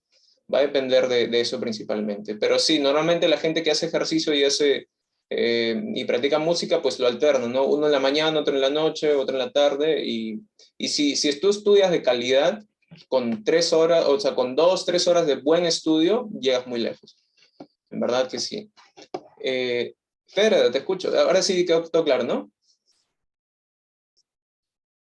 Perfecto, David. Listo, Freda, te escucho. Pedra, perdón. Creo que no se te escucha tu micro. ¿Me escucha? A ver, ¿ahora habla? Parece que está al revés. Pues mutearlo y ahora habla. A ver, habla ahora. No, No, tampoco. estás muteada ahorita. Creo que, me parece, te escucho bien bajito. Creo que el volumen está muy abajo. No, tampoco. Sí, yo les puedo recomendar en un centro de terapia física. Bueno, tengo un compañero mío que hace fisioterapia, es bastante bueno. Espera un momento, por favor. Y Luis también ha pasado con él, así que puede dar fe. Sí, sí, es muy bueno. Bueno, no Y te justo escuché va muy al punto convencido, que Luis, pero mencionaste que, o sea, uno tiene que ser consciente que a veces va a un fisioterapista, pues, de 20 soles la hora y otro que de 60 soles la hora, como que hay una diferencia, por algo cobra 20 y el otro por algo cobra 60, ¿no? sí, eso es cierto. A veces lo barato sale muy caro. A veces, sobre todo si vas a ir a un osteópata, un quiropráctico, que son prácticas mucho más intrusivas, de verdad que te pueden malograr el cuerpo si es que el que te atiende no sabe lo que hace. Ahí he mandado en Google Maps el centro, se llama Teresport, y mi compañero se llama Manuel Ganaja. Ok, Cindy, genial. Piden evaluación y tratamiento con Manuel Ganaja y ahí ven todo. Y si dicen que van de mi parte, mejor. O yo le aviso, ¿no? Me escriben, puedo dejar mi correo. Yo le aviso a Manuel que ustedes están yendo. Y ahí está mi correo. Sí, en verdad, hay que perderle un poco el miedo a la fisioterapia. Algunas de las cosas que se hacen en fisioterapia pueden ser dolorosas, pero hay todo un tema ahí con el dolor que yo también, bueno, lo mío entra en lo que es dolor crónico y en verdad el dolor más que, digamos, para no explayarme mucho, lo que hace el dolor es avisarte de que algo al cuerpo no le está resultando muy cómodo o que, digamos, hay una amenaza latente. Y esa amenaza puede ser que ya ocurrió o que va a venir. Entonces, a veces uno está tirado en el sofá viendo el celular y le empieza a doler la espalda. Y no es que tú tengas un problema en la espalda, sino que el cuerpo te está avisando, oye, por si acaso, no quiero que sigamos estando acá, hay que salir. Y el cuerpo te está mandando ese mensaje para que te pares y hagas algo, ¿no? O si estás jugando mucho tiempo y te empieza a doler la muñeca, el cuerpo te está diciendo, oye, por si acaso, no voy a permitir que sigas jugando tanto tiempo, o sea, por ahí no va la cosa, ¿no? Entonces te empieza a doler como una advertencia, ¿no? Si uno no hace caso a las advertencias, entra en lesión, ¿no? Y hay lesiones, hay personas, como es el caso del dolor crónico, donde ya no es el problema la lesión, sino el dolor en sí mismo. O sea, la lesión ya curó, pero sigue doliendo. Te hacen exámenes, te revisan, no tienes nada, pero tu cuerpo sigue mandando señales de dolor. Y eso es porque el dolor no lo genera el tejido. El tejido tiene los nociceptores, pero quien determina si va a haber dolor o no es el cerebro. Y va a basarse de todo lo que tenga. Es decir, va a basarse de experiencias previas, va a basarse de cómo, en qué contexto estás en este momento, ¿no? A todos le ha pasado de que en un momento dado están corriendo, súper emocionados, pisaron un chinche, ni se dieron cuenta, luego se vieron el pie y ahí recién les dolió, ¿no? Entonces, o que están nadando, lo que sea, se golpearon, no pasó nada, se salieron de la piscina y ahí recién, uy, como que qué dolor, ¿no? Entonces, en realidad, el tema del dolor hay que verlo siempre como, o sea, hay que verlo con calma, ¿no? No decir de que, ay, esto me duele, entonces no, por acá no va. Entonces, sí, esa es más o menos mi recomendación, con tanto el oficio, porque a veces algunas manipulaciones pueden ser dolorosas, pero para bien. Duelen porque el cuerpo piensa de que, o sea, porque hay tensión acumulada y al salir esa tensión duele, lógicamente. Pero no es que, si el fisio es bueno y sabe lo que está haciendo, pues se va a medir y al final todo va a resultar para bien, ¿no? ¿Pudo solucionar su problema Sí, creo que salió y volvió a entrar. No sé si ahí estás, Pedro. ya? A ver. Sí, A ver hola, si ¿qué ya tal? puedes. ¿Se me escucha ahora? Sí, Hola, sí, ahora sí. perfecto. ¿Qué tal? Ay, qué genial, disculpa, no sé qué habrá ¿Mm? pasado. Hola Diego, ¿qué tal? ¿Qué tal? comento un poco, más que todo es compartir, ¿no? Cómo me he sentido Ujú, ahora y al final una pregunta. ujú, Yo tengo 22 años, yo he tenido escoliosis desde que tenía 12 años y hace ujú, unos 3, el 2020, el año 2020, me diagnosticaron con lumbalgia aguda. Los ya, ejercicios que hemos podido realizar ahorita, la verdad es que me han ayudado bastante y ujú, hasta me tomé un rato, ¿no? De probar la flauta, me sentía mucho más ligera al momento de tal vez ya sentir el hecho de que no todo el peso recaía en mis hombros, ¿no? ujú, Y como justo la parte de escoliosis y la tensión que siempre tengo y siento es en esta parte, entonces me ha ayudado bastante, al menos ese lado. Y creo que en algún momento tú consultaste si hay algún lugar, el lado izquierdo o derecho, que se nos dificultaba más, ¿no? Como que ir doblando. ujú, El lugar que más se me ha dificultado desde, no sé hace cuánto, desde 17 ha sido esta parte, que es la parte derecha. El realizar los ejercicios que has compartido hoy día me ha ayudado bastante, de alguna forma de lo que llega hasta acá, he podido llegar hasta la parte de acá, como que casi 90, con más facilidad. Entonces qué yo te bueno, quería hacer una consulta ujú, de, sí, muchas gracias, la verdad. Quería hacer la consulta de a una persona que tal vez tenga así este tipo de, o sea, que tenga escoliosis, lumbalgia aguda o alguno de estos ujú, problemas lumbares. ¿Cada cuánto tal vez podrías recomendar el realizar estos ejercicios? Tal vez antes de realizar ujú, la práctica diaria, una vez a la semana, al despertar y así. ujú. Am, yo diría que vayas probando y que vayas probando de a pocos, ¿no? Entonces, tal vez empezar interdiario, si es que tú tocas de lunes a viernes.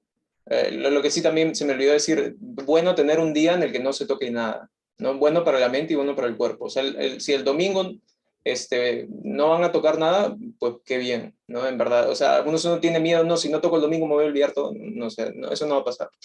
Entonces, si tienen un día de descanso total, eso está súper recomendado tanto por la educación somática como por las ciencias de la salud. Lo otro que me dijiste con respecto a qué tanto, ve probando, ve viendo cómo responde tu cuerpo. Ahora, estos ejercicios nunca, nunca, nunca se deben hacer de manera mecánica. Es decir, lo que te cura, entre comillas, porque la educación somática no se cura, se educa, no es el movimiento. Es decir, girar el cuello 5000 veces no va a mejorar tu escoliosis. Entonces, lo que va a mejorar la escoliosis es que tú aprendas a reconocer las tensiones y a apagarlas. Entonces, para hacer eso, tienes que hacer los movimientos, como decía, ¿no? Lento, chiquito, prestando atención. Si yo voy a prender la tele y en lo que veo la tele voy a estar así, ¿no? Eso no me va a llevar a ningún lado. Entonces, asegúrate de que si es que lo vas a hacer, ya sea diario, interdiario, lo que sea, de que apagues todo, estés tú solita y esos 15, 10 minutos o lo que sea que vayas a hacer, realmente estés conectada con tu cuerpo.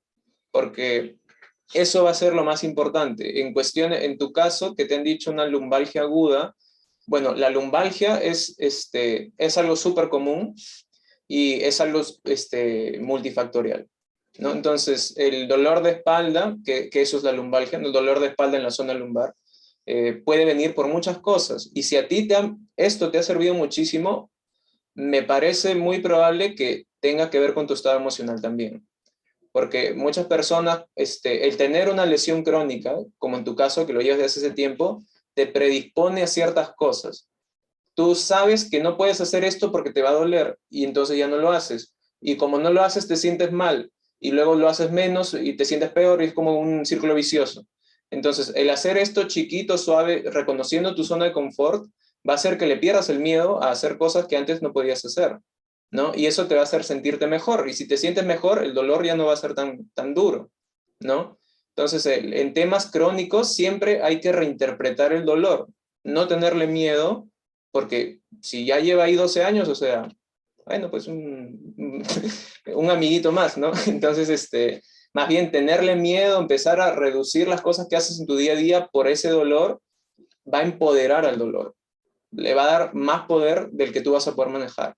En mi caso era lo mismo. Yo llegué a tener tanto dolor que ni siquiera podía abrir mi estuche de la guitarra. Entonces, a mí lo que me hizo salir de eso es entender de que el dolor primero lo produzco yo. Aunque no haya un daño, una lesión durísima, el dolor más que nada lo produzco yo.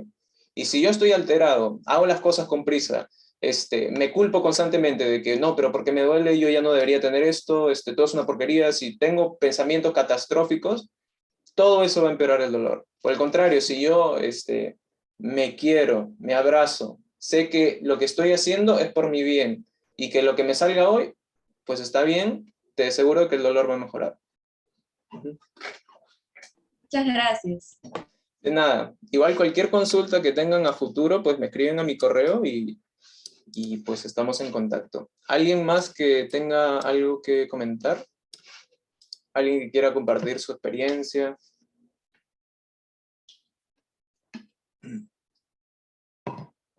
Luis, no sé si tú quieres comentar un poquito de tu experiencia con la somática. Ah, claro.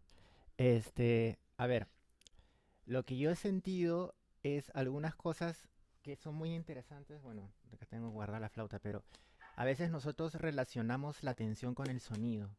A veces nosotros buscamos un sonido o un color muy determinado e inconscientemente estamos como que presionando de repente la flauta un poco más duro o nos tensamos. Y no somos conscientes porque estamos más prestos a escuchar el sonido que sentir lo que sentimos en el cuerpo. También, por ejemplo, lo que mencionaste en uno de los 8 puntos era que este, a veces los pasajes, cuando tenemos un pasaje que no podemos resolver rápidamente, a veces nuestra ansiedad hace que tratemos de crear movimientos compensatorios para resolver ese pasaje. Y a la larga eso lo único que hace es agregar más tensión. Especialmente cuando uno lo ve cuando, por ejemplo, cuando recién está empezando algún chiquito y le dices sopla un poco más o tiene un poco más de sonoridad, ellos relacionan no con la cantidad de aire, sino lo relacionan con la tensión. Y los ves que presiona más la flauta. Es una cosa que se corrige, pero a veces cuando nosotros ya vamos avanzando y nos volvemos más grandes, somos inconscientes y nos concentramos tanto en la técnica, en la articulación, el vibrato, el sonido, lo que sea, pero nos olvidamos de nuestro propio cuerpo. Entonces creo que eso es muy importante en los flautistas, más que nada, ¿no? O sea, también otra cosa que es importante es que la postura ideal funciona para cada persona en específico. O sea, no hay una postura única en la cual ya esa es la solución. O sea, de hecho hay otras cosas que te puedan ayudar, otras cosas que están mal, pero o sea, tampoco no es que tienes que imitar la postura de otra persona porque, o sea, la postura es muy personal a veces. Eso lo puedes ver, por ejemplo, Rampal toca con la flauta echada, o también las embocaduras, ¿no? O sea, tenemos las embocaduras, algunos las tienen al lado, cosas así. Entonces, esas cosas hay que tener en cuenta. Y justo eso me ayudó un poco, me ayudó bastante, en realidad, la educación somática a ser un poco más consciente de mi cuerpo al momento de tocar. Y todos esos ejercicios que ha hecho Diego con ustedes, sí, o sea, también los he hecho con él y sí, en realidad sí, sí ayuda bastante. Bien, gracias Luis, gracias por compartir. Eh, pues bien, no sé si alguien más quisiera comentar algo. Algo que me gustó mucho es Ujú. cuando mencionaste un poco el tema del ego, que es una cosa que yo sí me he preguntado un montón de veces, porque em, a mí me pasa que en un momento de mi vida me di cuenta de algo bien interesante, ¿no? Por ejemplo, si yo quería aprender un idioma, yo me daba el permiso de decir que no sabía ese idioma porque yo no tengo como profesión el saber ese idioma, ¿no? Por ejemplo, Claro. no sé, yo hablo francés, pero yo digo, pero yo no soy profesor de francés. Entonces, como que siento que le bajaba un poco la atención a ese aspecto y hacía que aceptara que el aprender francés era un proceso, ¿no? Pero cuando tengo que tocar flauta, como yo digo que soy flautista profesional, es como si mi mente ya me dijera que me tiene que salir súper rápido y no aceptara que para que me salga algo lo voy a tener que estudiar y voy a tener que revisarlo con el metrónomo y con el afinador. Y va a sonar gracioso y tonto, pero yo llegué a un punto donde a veces hasta como que si algo no me salía a la primera, como que me sentía insultado, ¿sabes? Entonces, creo que eso me llevaba mucho a que mi primera opción fuera ponerme súper tenso. Y, por ejemplo, bueno, yo sé que tú eres guitarrista, pero seguramente con tu instrumento debe pasar muy parecido, pero, por ejemplo, en el tema de las notas agudas, por ejemplo, para que las notas agudas se salgan, tu columna aérea tiene que ir agarrando fuerza poco a poco, tus labios poco a poco, las posiciones de dedos son más complicadas, entonces son cosas que en realidad se van desarrollando con la práctica, ¿no? Pero como quieres que te salgan rápido, por lo general lo que haces es tensionarte un montón y en teoría te da una solución rápida, pero después el cuerpo lo sufre y la técnica del instrumento también, porque, por ejemplo, en el caso de las notas agudas hace que la afinación te salga súper alta, te cansas súper rápido, etcétera, porque no te permites construir, ¿no? Creo que también es una cuestión cultural, ¿no? Hoy en día todo el mundo lo quiere todo súper rápido. Eh, entonces, sí, creo que una de las cosas que yo he intentado trabajar en mí en estos últimos años es el quitarme un poco esa etiqueta de se supone que eres flautista profesional y el hecho de decir, ya, el hecho de saber que te dedicas a esto no significa que todo te tenga que salir a la primera, ¿no? Sino que también hay cosas que tienen un proceso. Entonces creo que eso también es un poco importante desde el punto de vista mental. Sí, definitivamente. Definitivamente, como tú dices, las etiquetas nos pesan mucho, ¿no? Y en verdad, claro, no todos estos deber seres, ¿no? Yo soy flautista, así que debo tal cosa. Yo soy guitarrista, así que debo tal cosa. Y como tú dices, es algo cultural, ¿no? Como los norteamericanos dicen, fake it till you make it, ¿no? O sea, como que disimula hasta que te salgan, ¿no? Pero en realidad a mí yo no estoy muy a favor de eso, tampoco del no pain, no gain, porque creo que genera una relación un poco sádica con el dolor. Y también estoy completamente de acuerdo con lo que dices. Creo que a mí lo que me sirve, más que nada, es reconocer de que antes de que ser guitarrista, soy músico. Entonces, mi trabajo, eso en primer lugar. Mi trabajo no es tocar bien la guitarra. Mi trabajo es hacer música. Sea lo que sea que eso signifique. Para mí, para ti, para la audiencia, para el proyecto en el que esté. ¿Qué es música en lo que estoy haciendo en este momento? ¿Qué es lo más importante en ese momento para la música? Eso en primer lugar. Y antes de ser músico, soy persona. ¿Qué es ser? O sea, soy Diego, ¿no? No soy cualquier guitarrista clásico, soy Diego, me gustan tales cosas, me gusta tal comida, me gusta hacer esto, no me gusta hacer lo otro, tengo ciertas facilidades, tengo ciertos defectos. Y está bien, así la gente me va a escuchar porque soy Diego, no porque soy un guitarrista, si no se diría escuchar cualquier otro guitarrista, ¿no? Entonces, creo que a mí me ayuda a verlo mucho así, ¿no? Recordar de que cada quien pues tiene sus maneras, tiene sus procesos, se va a demorar más, se va a demorar menos, y eso se lo escuché a un psiquiatra, ¿no? Que hay gente que va por la vida, si es que fuera un juego de cartas, si es que esto fuera póker, como que la gente va por la vida jugando, jugando una mano que no se le ha dado, ¿no? O sea, como si te hubieran dado otras cartas, pero a ti te dieron unas cartas distintas. Y cómo debes abordar la vida es con lo que te tocó, no con lo que debió tocarte, ¿no? Con lo que tienes, no con lo que deberías tener, Y ¿no? además que también, sobre todo el tema de la carrera de músico es muy fluctuante, porque no sé si les ha pasado a los flautistas que nos están escuchando ahorita o si te ha pasado a ti, Diego, pero que, por ejemplo, a lo mejor vas, tocas en un concierto y quizás el concierto sale súper bien y sales súper contento de cómo tocaste en el concierto, pero al día siguiente tienes que agarrar otra obra y otra vez es bajarte y empezar de cero y comenzar a construir ladrillito por ladrillito. ¿Mm? Porque a mí se me ha pasado de como decir, no sé, gané un concurso o pasé una audición súper difícil, entonces como que sales súper hinchado y de repente, no sé, te vas a estudiar y agarras el afinador y todo lo hinchado que tenías te lo baja pero en 2 segundos, porque es otra vez volver al inicio y otra vez volver a construir, ¿no? Y eso es constante.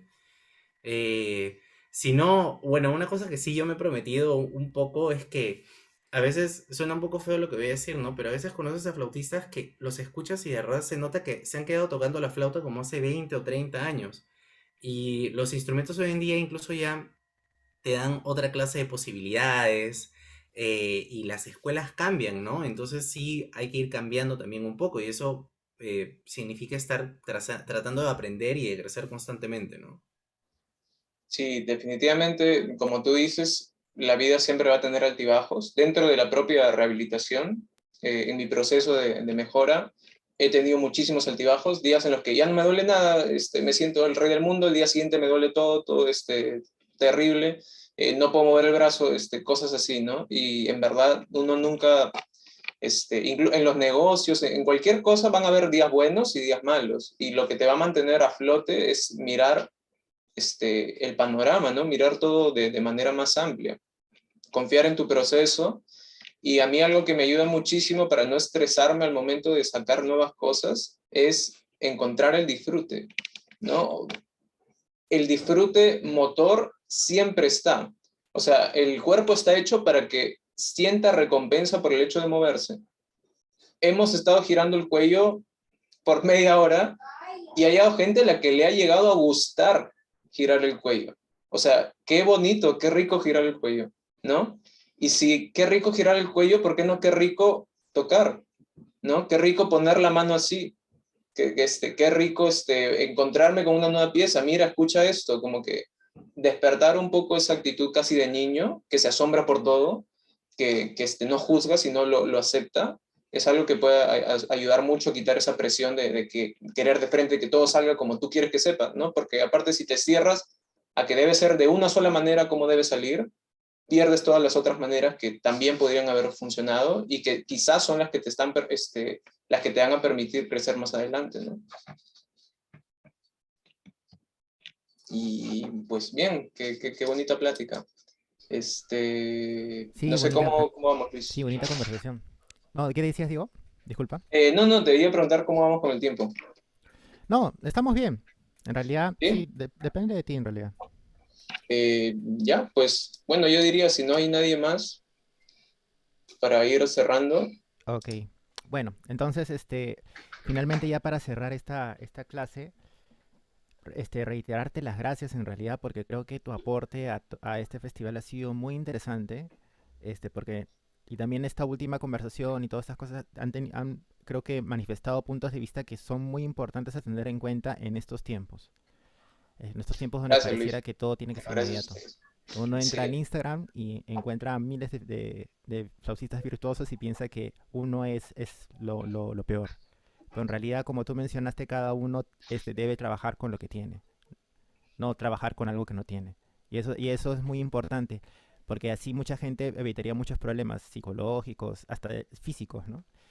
Pero bueno, otra vez gracias. Y para terminar, como igual con la clase de David, ¿les parece si nos tomamos una foto, con las flautas ahí, todos así, todos, prendan sus cámaras, por favor, si desean, y si quieren salir en la foto?